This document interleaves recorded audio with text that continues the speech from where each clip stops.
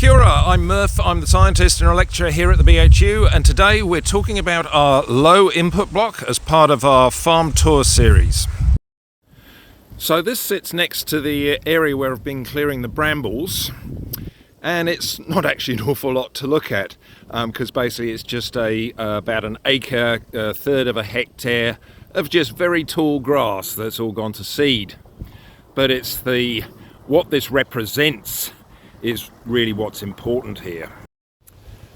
So the history of why we have this low input block goes back to the 1940s in England.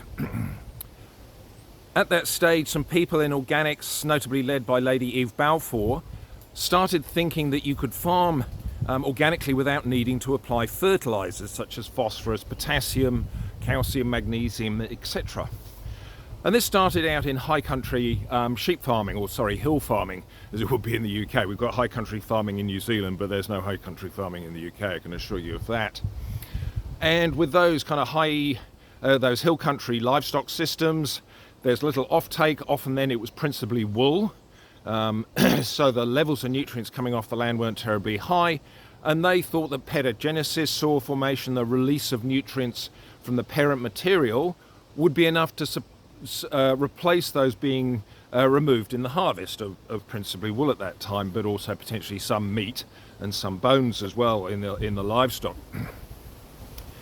And over the decades, this morphed into this concept that organic agriculture didn't need fertilizers at all.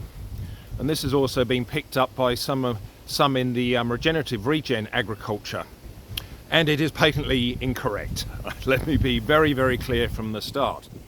And so there was quite a debate within organics around this at the time. Albert Howard, another giant in the foundation of organic agriculture, who wrote an agricultural testament and was a massive proponent of composting, which he picked up from the indigenous farmers in India, in Indore, where he was working for a while. And the Hawley experiment in the UK was set up to answer this very question. And unfortunately, the farm on which the experiment was being sold was, the experiment was being held, the farm was sold from under the experiment, and it was discontinued after about 6 or 7 years, and it therefore never ran long enough to actually answer the question.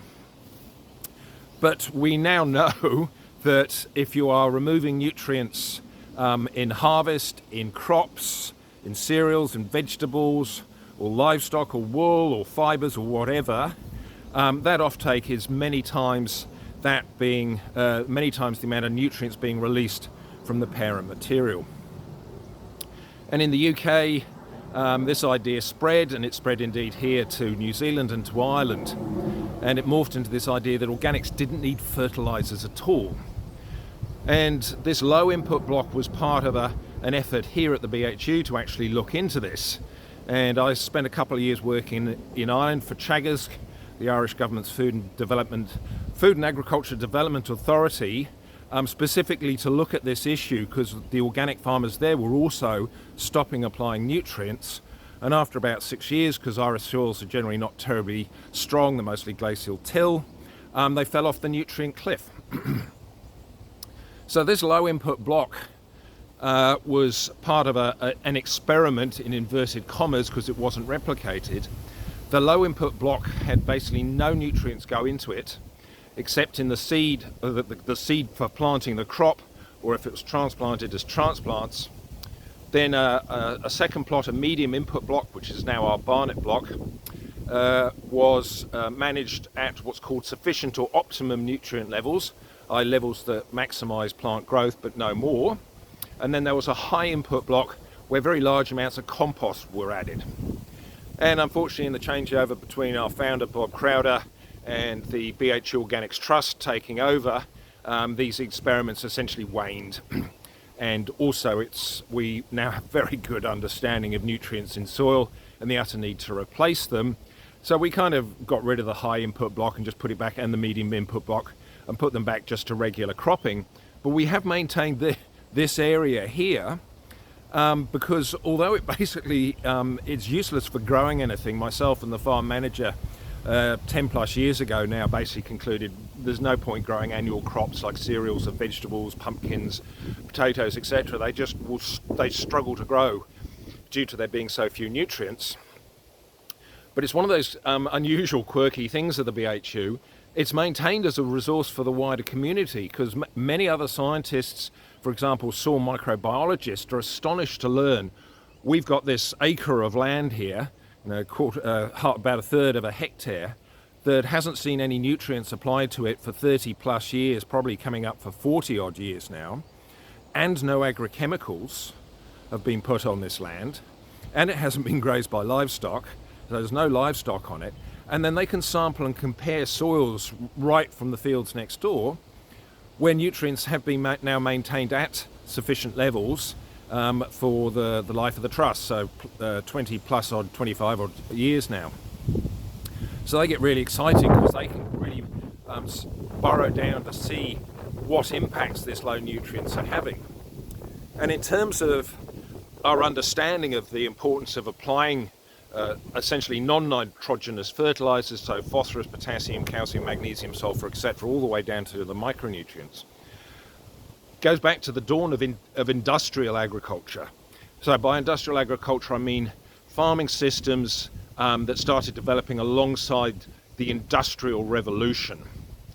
This is a key foundation issue for organics, because with the Industrial Revolution that starts in the United Kingdom, the workers are required in the cities. So up to that point in time globally, virtually everybody's a farmer or a farm worker, a farm labourer. Virtually everybody lives on the land and the nutrient cycles are therefore closed. They have privies, the privies are emptied back onto the farmland. But as people move into urban centres to feed the dark satanic mills of the Industrial Revolution, they need feeding. And so food is grown on the countryside and then started getting transported into the cities to feed the people there. But the human manure that's produced from that food doesn't get returned to the farmland. It's not worth it, it's too far. And so essentially it typically got tipped into the streets or into cesspits or whatever, and then it kind of ends up finding its way into the waterways. So we've moved from circular nutrient cycles from the time that everybody's basically living on farm to linear streams of nutrients. And it reached a point in the UK that the farmland became so deficient in phosphorus that they started importing bones from Europe to supply phosphorus and also calcium, and so they bought bones and smashed them up, ground them up and put them on the farmland. And this included digging up bones of soldiers from Napoleonic battlefields. It's really quite astonishing. And the amount of bones imported into the UK went absolutely through the roof, and considerable amounts of money paid for this stuff. So that was the first time agriculture almost fell over due to nutrient deficiency. The second was as Europe industrialized, and then potentially Americas as well, and they ended up depleting their soils of nutrients, and again principally phosphorus.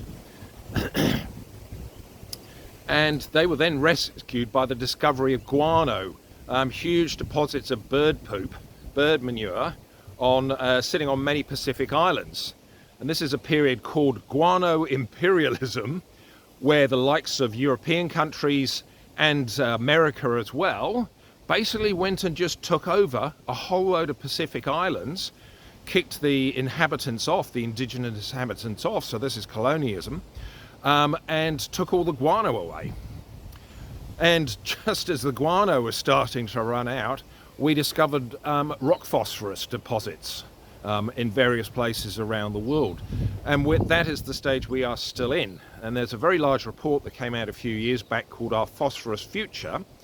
And the current estimates are we have about 300 years worth of phosphorus, mineable, extractable, usable phosphorus from these essentially sedimentary deposits. So it's a fossil reserve, just like fossil fuels, oil and coal are finite fossil reserves. And so at some point we have to go back to circular nutrient systems.